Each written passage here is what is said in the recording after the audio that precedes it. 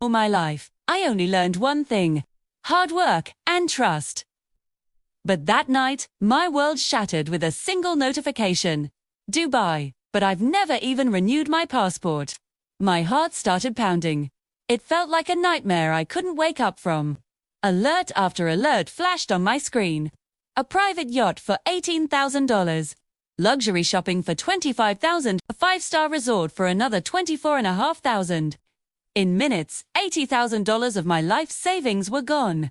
This couldn't be a dream. It was too real, too cruel. The tears began to fall, hot and bitter. All I could think of was my son. The same son for whom I had sacrificed every wish, every desire of my own. Remembered the long nights he spent studying while I cooked for him, dreaming of his bright future. I had poured my entire life into his success. I never imagined, not even in my wildest fears, that this very son would be the one to rob me blind. That evening, the silence at the dinner table was deafening. The distance between us felt like a canyon. Time. I finally broke the tension, my voice calm but cold. "Have you been to Dubai?" He looked up, his confidence unwavering. "No. My father-in-law has."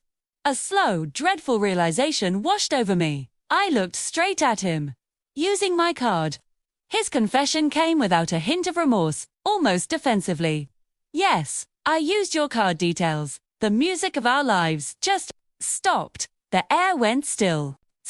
I could barely whisper the words, my voice trembling. "You cloned my card." His justification was like a knife to my heart. He deserves a bit of luxury. He struggled his whole life. I stared at him, the hurt making it hard to breathe. And what about me? What about my struggle? My entire life, I had worked, saved and sacrificed, not for luxury, but for a secure future. For him. And now, he was telling me someone else's struggle mattered more than mine. The dam of my composure finally broke. "What didn't I do for you?" I cried, the words tearing from my soul. "And you stole from me. You stole from your own mother." The deepest pain isn't from an enemy's sword, but from the betrayal of someone you love. The pains that hits when your own blood no longer feels like your own. He yelled back, his voice filled with anger. I did it for family. But his definition of family was warped, twisted. "Family doesn't mean committing a crime," I said, my voice firm despite the tears. His anger finally cracked, revealing the scared boy underneath. I thought you would understand." He didn't understand. State. He didn't understand me, or the values I had tried to instill in him. I picked up my phone. The low, threatening tone of the dial tone filled the room. He panicked. "Mom, please. Don't call the police." I looked at him, my heart breaking but my resolve steady. Not the police, the bank, and a lawyer. He collapsed into his chair, the full weight of his actions finally crashing down on him. Luxury is earned through hard work, not stolen in the dark. Calling a wrong deed an act of love is the biggest lie one can tell.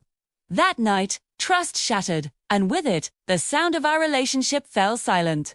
I was left alone in a quiet room, my son a mere shadow in the background. When trust breaks, even the voice of love fades away. Bordy, what would you do? Would you forgive your child, or would you choose justice? Let me know in the comments. Thanks for watching, and don't forget to subscribe.